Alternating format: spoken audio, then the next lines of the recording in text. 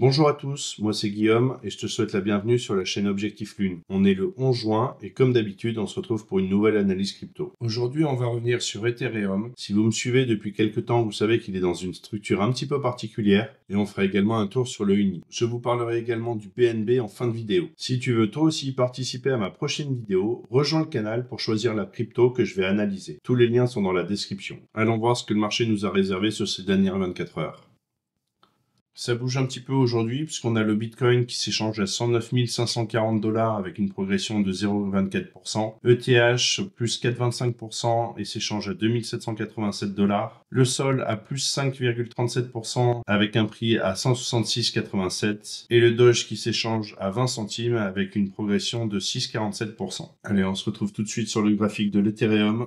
Ce que nous pouvons voir dans un premier temps, c'est que nous sommes venus louper les targets de 22 $, puisque la première intention était sur les 2369,14 et le cours est descendu sur les 2385,02, qu'à l'heure actuelle, nous sommes potentiellement toujours sur un triangle. Je mets à jour régulièrement les données, donc forcément d'un graphique à l'autre, ça bouge un petit peu. Ce que j'aimerais bien voir, c'est pour finaliser notre triangle, c'est qu'on vienne toucher ici la droite, pour ensuite repartir vers le haut. Si on se penche sur le RSI, on voit que nous avons notre pivot qui à l'heure actuelle il n'est toujours pas cassé. S'il venait à casser, ça annulerait cette vue et on n'irait pas chercher le haut, on repartirait directement à la hausse.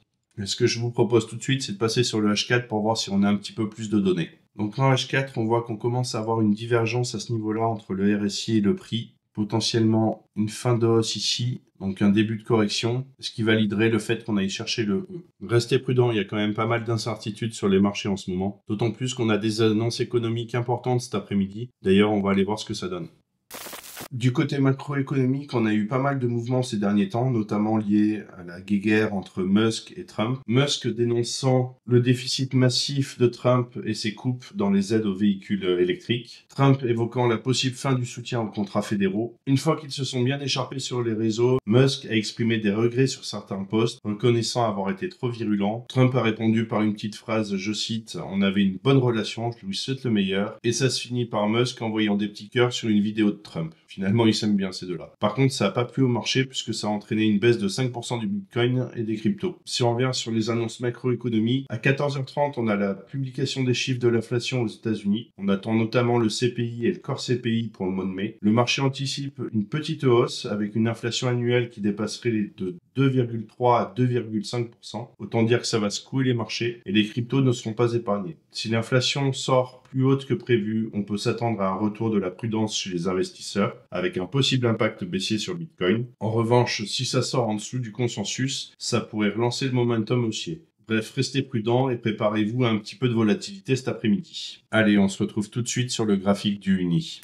Je vous avais partagé l'analyse technique en vidéo du UNI le 30 mai, donc on était juste ici, et je vous avais proposé des targets hautes sur les 8,324 en première intention qu'on est venu toucher, ce qui fait une hausse de près de 49%.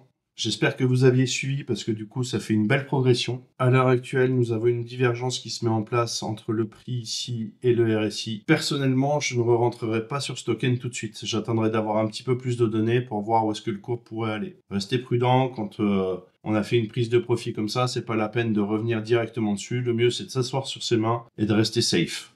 Si tu apprécies ce genre de contenu, je t'invite à liker, à t'abonner à la chaîne et à activer la cloche pour ne rien rater de mes prochaines vidéos. Tu trouveras tous les liens juste en dessous dans la description. Et on passe maintenant sur le dernier token, le BNB.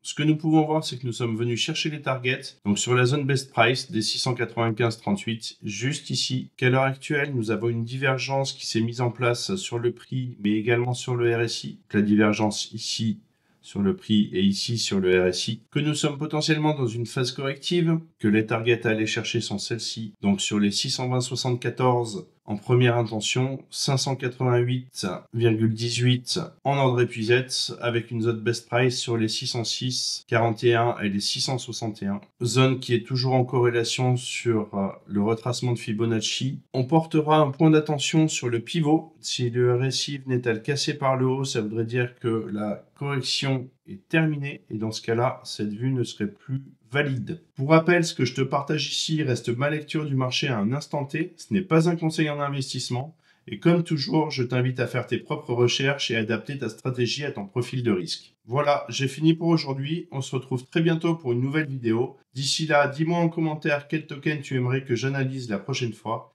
Et comme toujours, prends soin de toi et tes cryptos. Ciao!